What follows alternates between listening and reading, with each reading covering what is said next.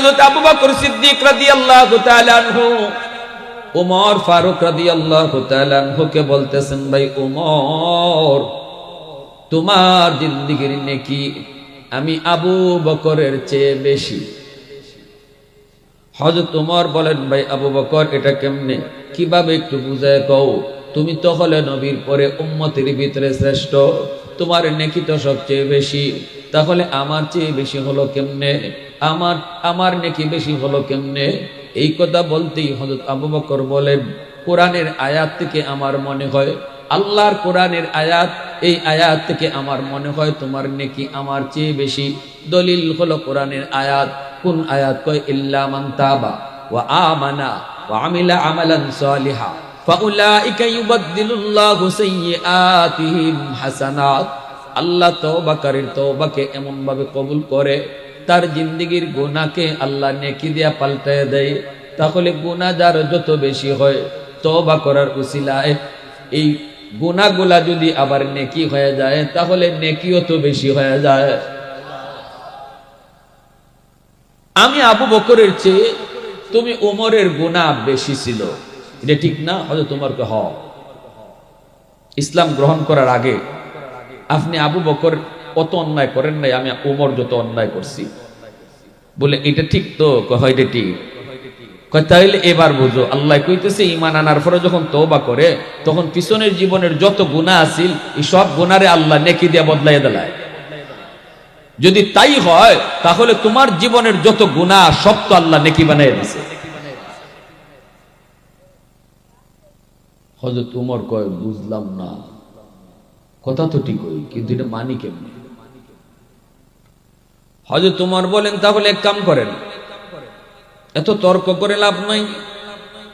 আমি আবু বকর, আমি উমর বলতেছি, আপনি আবু বকরের জিন্দেগীর সব নেকি লাগবে না, আপনি শুধু আমাকে এক রাতের নেকি দিবেননি। হযরত উমর বলতেছেন, আপনি আবু বকর শুধু আমাকে এক রাতের নেকি যদি দেন, আমি আপনাকে আমার জিন্দেগীর সব নেকি দিয়ে দিব। আবু বকর বলে, ভাই উমর, কোন রাতের কথা তুমি বলো? হযরত উমর বলেন, সেই রাত হলো আমার নবীর সাথে হিজরতের রাত। যেই রাতে তুমি আমার মায়ের নবীকে নিয়ে হিজরত করেছো, ওই রাতের নেকিটা যদি আমাকে দাও, আমি উমর আমার জিন্দেগীর সব নেকি তোমাকে দিয়ে দিব। এইবার হযরত আবু বকর সিদ্দিক বলেন, ভাই উমর, এত সুন্দর কথা তুমি রাখছো, এখন আমি কেমনে কি বলবো, আমি কিছুই বুঝি না।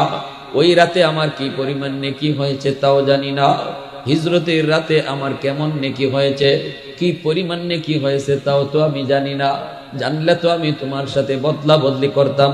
চলো আমরা আল্লাহর নবীর কাছে যাই, নবীজির কাছে যাই আমরা এটা জানবো। হযরত উমর বলেন, আবু বকর, আল্লাহর নবীর কাছে পরে যাও, রাতটা তুমি আগে বুঝছো নি? বলে, বুঝছি তো।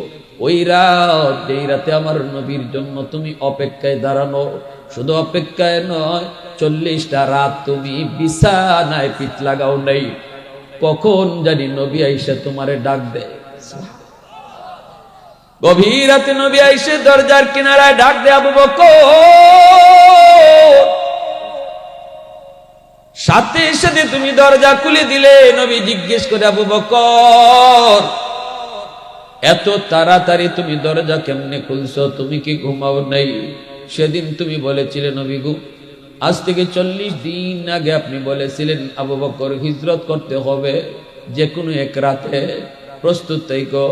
ওই দিন থেকে আমি আজও পর্যন্ত কোনো রাতে বিছানায় পিঠ লাগাই না, সারা রাত দরজার পাশে দাঁড়ায়া নবীর অপেক্ষা করি। একটু জোরে করুন না সুবহানাল্লাহ। आशिक रसूल कारे कहे उल्फत में तेरी वैसी ने दंदान को तूरा,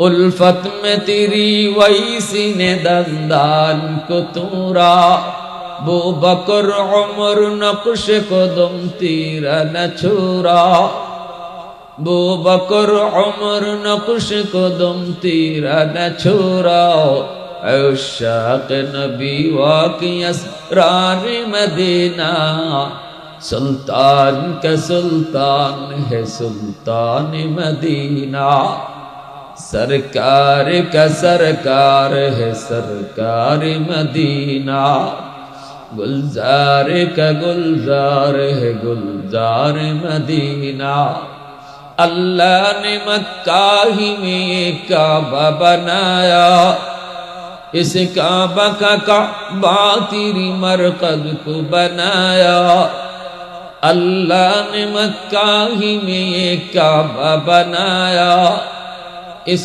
काबा का काबा तेरी मरकज को बनाया ऐसा लम्हा जी चले जा राह मदीना सुल्तान का सुल्तान है सुल्तान मदीना सरकार का सरकार है सरकार मदीना गुलजार का गुलजार है गुलजार मदीना मोहब्बतेर साथे आवाज दिया बोलें अल्लाहु আকবার আর একটু জোরে কোন আল্লাহু আকবার ভাইরা বন্ধুরা আবু বকর যেই রাতে আমার নবীকে নিয়ে তুমি গারে সুরে উঠলা পাহাড় বেয়ে বেয়ে উঠছো কিন্তু নবীকে পাহাড় বাইতে দাও নাই আল্লাহ নবীকে নিজের পিঠে লইয়া তুমি পাহাড় বায়া বায়া উঠছো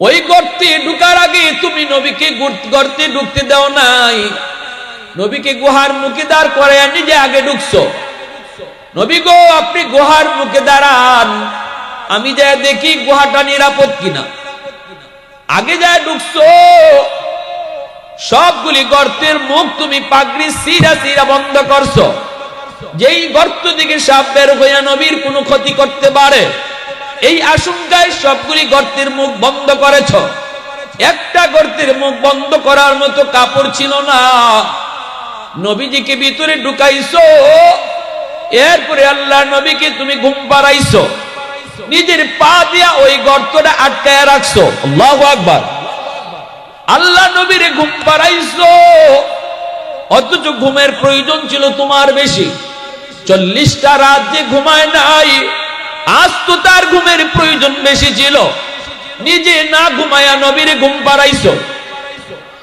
গর্তের মুখটা পা দিয়া ঢেকে রাখছো ওই গর্তেই ছিল বিষাক্ত সাপ এই সাপ তোমার পায়ে দংশন করলো বিষের যন্ত্রণায় তুমি ছটফট এরপর নবীর ঘুম ভাঙাইতে রাজি না আমার নবী তোমার উরতে ঘুমায় নবীর ঘুম ভাঙাইতে রাজি না বডিটা নড়াচড়া করো না বিষের যন্ত্রণায় তোমার কলিজা ফেটে যায় এরপর বডি নড়াচড়া করো না কারণ নড়াচড়া করলে আমার মায়ার নবীর ঘুম ভেঙে যাবে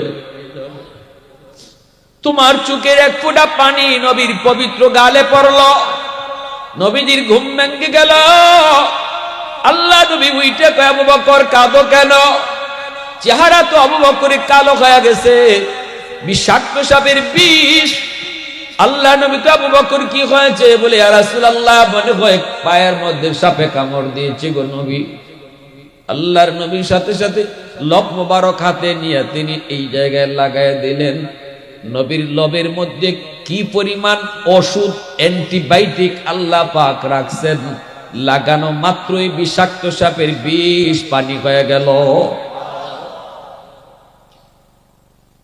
নবীজি ডাক দেয় সাপরে দাঁড়া উঠ আমার আবু বকর কেন কামড় দিলি আল্লাহ সাপের জবান খুলে দিয়েছে সাপে কয় নবী গো আমি এখানে থাকতাম না আমি ওই যে খেজুর বাগান ওই খেজুর বাগানে থাকতাম দুইজন ইহুদি পণ্ডিত এই দিক দিয়ে যায় আমি খেজুর বাগানে অপেক্ষা কইরা বিশ্রাম নেয় দুইজনই তাওরাত কিতাবের পণ্ডিত ওই গর্ত ওই গুহার দিকে ওরা লক্ষ্য করে একজন আরেকজন কয় দোস্ত চিনচনি গুহাটা কি কই এই গুহাটার কথাই তাওরাত কিতাবে উল্লেখ আছে আল্লাহু আকবার এই গুহাটাই হবে সেই গুহা গারে সুর যেখানে আখেরি নবী তিনি হিজরত করার সময় এই গুহায় 3 রাত অবস্থান করবেন এই গুহা সেই গুহা তাদের মুখ থেকে আমি শুনেছি গো নবী এই কথাটা শোনার পর আমি আপনাকে এক নজর দেখার জন্য নিজের বাড়ি বাগান সাইরা এই গুহায় আইছি, এক নজর শুধু আপনারে দেখব।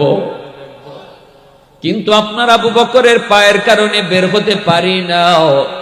আবু বকর পা দিয়ে আমার মুখটা ডাইকা রাখছে, গর্তের মুখটা ডাইকা রাখছে, বের হতে পারি না। অন্য কোথাও বের হওয়ার কোনো রাস্তাও নাই। বাধ্য হয়ে আমি আপনার আবু বকরের পায়ে কামড় দিছি। এরপরে আমি একটু বের হয়ে আপনার নুরানের চেহারাটা দেখছি গো নবী। এটি আমার অপরাধ, এই অপরাধে যা শাস্তি দিবেন আমি শাস্তি মেনে নিব। একটু আওয়াজ দেখুন না সুবহানাল্লাহ। আল্লাহ নবী রহমতের নবী আবু বকর কই ভাই উমর, ওই রাতের নেকি যদি তুমি চাও আর তোমার জিন্দেগীর সব নেকি যদি আমাকে দিতে চাও, তাহলে চলো নবীর কাছে যাই। কারণ ওই হিজরতের রাতে, এক রাতে আমার কি পরিমাণ নেকি হয়েছে আমার জানা নাই।